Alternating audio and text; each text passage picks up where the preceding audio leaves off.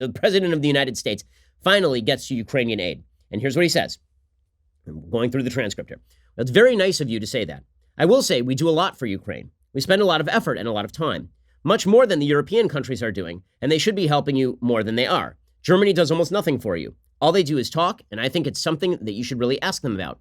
When I was speaking to Angela Merkel, she talks Ukraine, but she doesn't do anything. A lot of the European countries are the same way. So I think it's something you want to look at, but the United States has been very, very good to Ukraine. I wouldn't say that it's reciprocal necessarily because things are happening that are not good, but the United States has been very, very good to Ukraine. Okay, so a couple of things here. One, Trump has been saying the reason he withheld aid from Ukraine is because he wanted the Europeans to pay up. He's making that pretty explicit in this paragraph. So he wasn't lying about that, right? That has been a bugaboo of Trump's for a very long time, is that the Europeans don't pay their fair share when it comes to international arrangements, including foreign aid. Right? They don't pay their fair share in NATO is one of Trump's main complaints. He believes they don't pay their fair share at the UN has been Trump's complaint.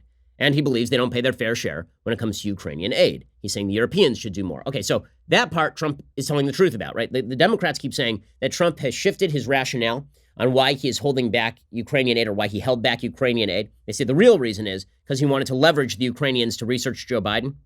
But Trump has said, well, there are a couple of reasons. One is because the Europeans should pay more. Okay, he says that explicitly in the call. And the other is because of generalized concerns about corruption.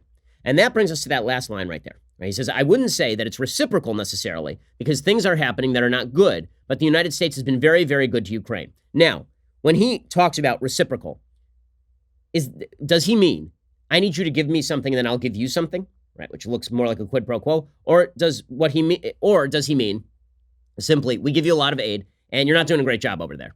Right? There are corruption issues over there. Because if that's the question, then that's exactly what Joe Biden said to Ukraine back in 2016, right? Joe Biden said, you don't get $1 billion in loan guarantees unless you clean up your act. So it sounds like Trump could be saying that too. So again, as I say, Rorschach test. If you think going in that this is a quid pro quo conversation, it sounds like a quid pro quo conversation. If you think that it's not, it kind of doesn't. Okay, so Zelensky continues to read this. I think the fairest way to say this is that Zelensky is reading this as a conversation in which he can try to pry aid out of President Trump by buttering him up.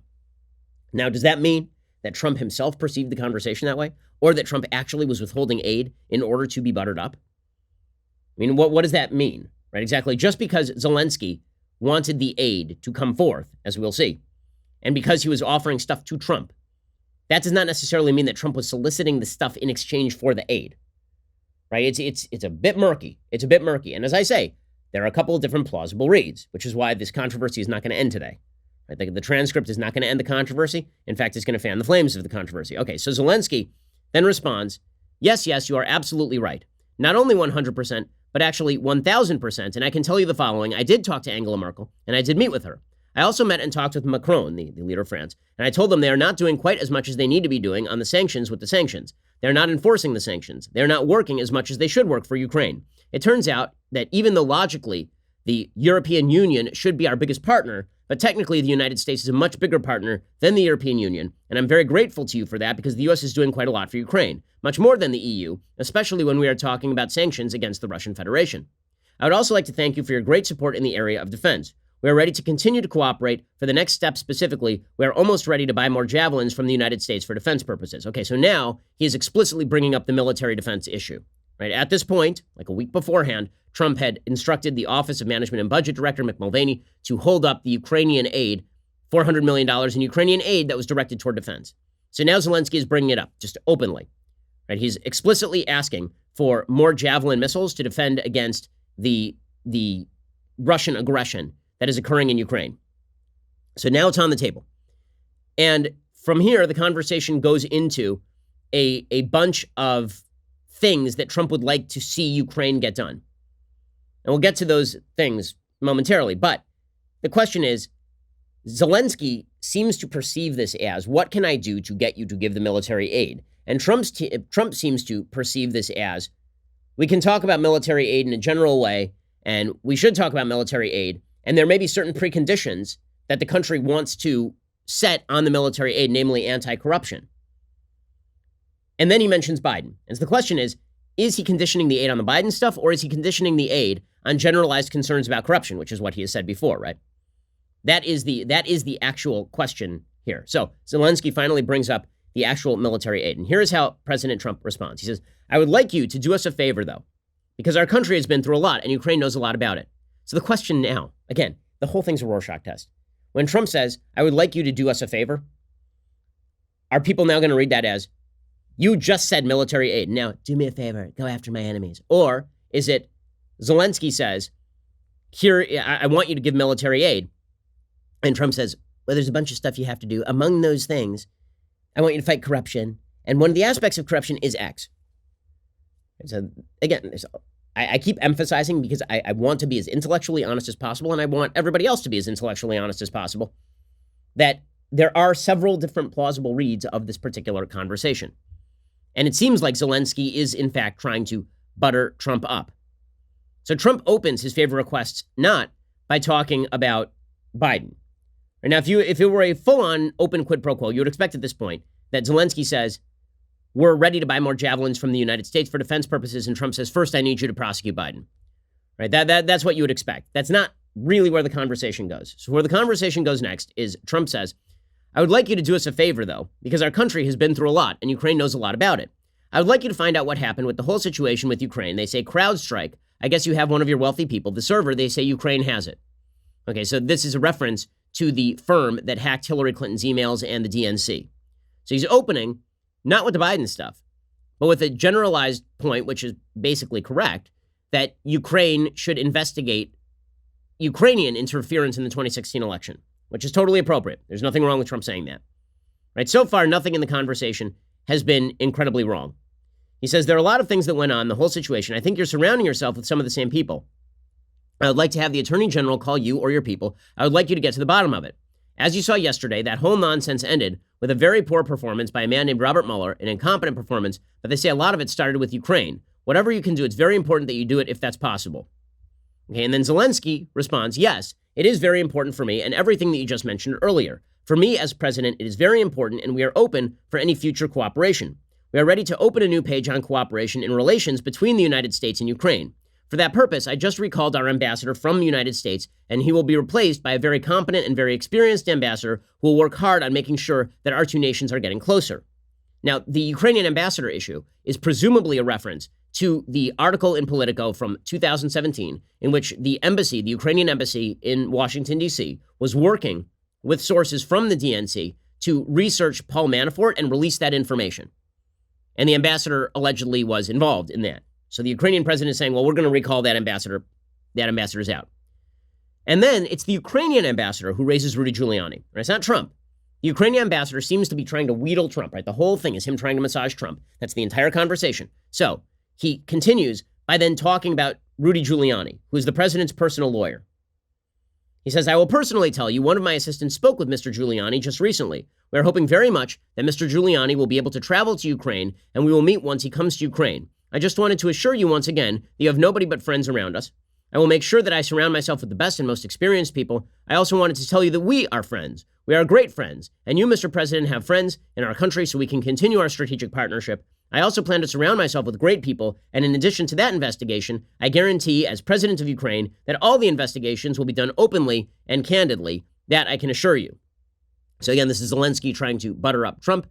Maybe this all falls under the broad rubric of corruption, of anti-corruption. Right, of Trump saying the same thing that Biden said in 2016 and that the Obama administration said in 2016, aid is contingent on anti-corruption efforts. And maybe this all falls under that rubric. But once he brings up Giuliani, this is where things start to take the sideways turn that has created all the headlines. So President Trump immediately picks up on the reference to Giuliani and he starts talking about Giuliani and Biden. Right, he says, good, because I heard you had a prosecutor who was very good and he was shut down and that's really unfair. A lot of people are talking about that, the way they shut your very good prosecutor down, and you had some very bad people involved. Mr. Giuliani is a highly respected man. He was the mayor of New York City, a great mayor, and I would like him to call you. I will ask him to call you along with the Attorney General. Rudy very much knows what's happening, and he is a very capable guy. If you could speak to him, that would be great. Now, again, this is where you start to cross streams that are inappropriate. Not necessarily impeachable, because, again, is he conditioning aid on Rudy Giuliani being given information about Biden? Not clear from the conversation. Not clear. Is it inappropriate for him to bring his personal attorney and campaign attorney into a conversation with the Attorney General about Joe Biden? Yeah, that's pretty inappropriate. And so he says, Rudy very much knows what's happening, and he is a very capable guy. If you could speak to him, that would be great.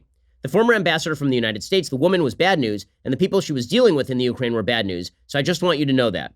The other thing, and here's where Trump decides to just go full bore on the Biden stuff. He says, the other thing, there's a lot of talk about Biden's son, that Biden stopped the prosecution, and a lot of people want to find out about that, so whatever you can do with the attorney general would be great.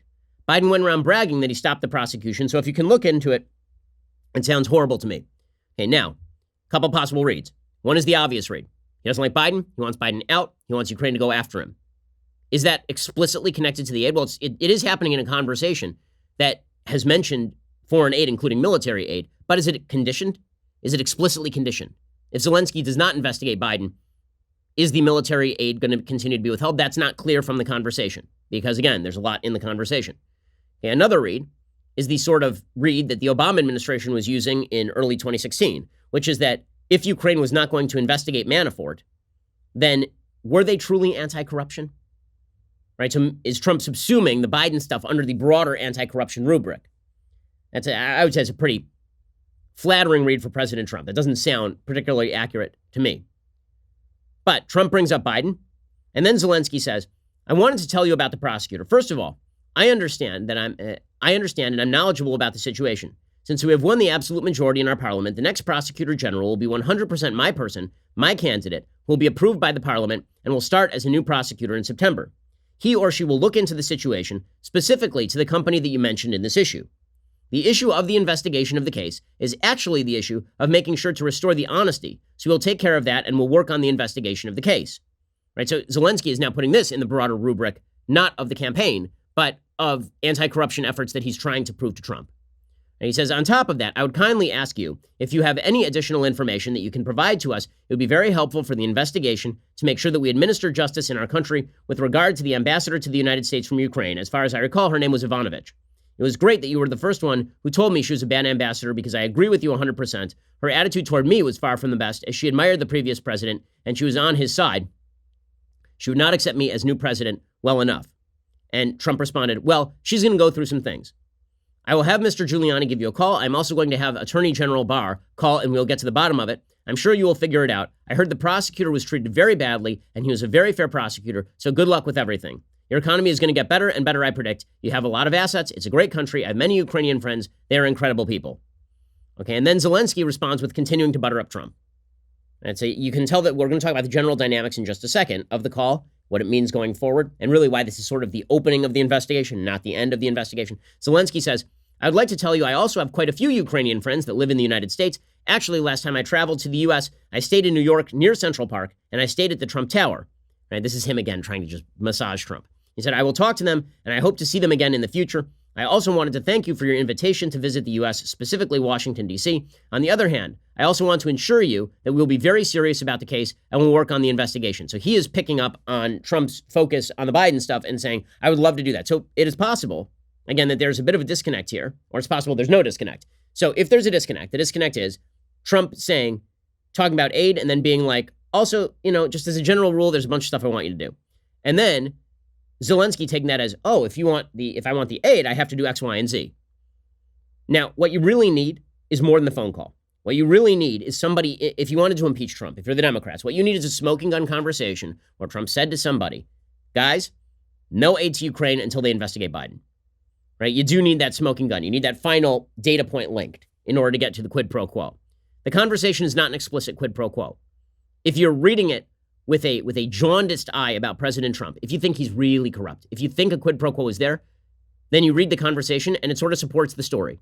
If you think there's no quid pro quo, then it sounds like Trump basically talking about aid and then talking about stuff he'd like to see Ukraine do, but not conditioning one on the other. It's just a friendly conversation about things we'd like to see you do and also about aid because these are issues that both are going to come up in a conversation. Facts don't care about your feelings, and it's a fact that The Ben Shapiro Show is the largest conservative podcast in the nation. Be sure to hit the subscribe button to stay up to date on all of our content.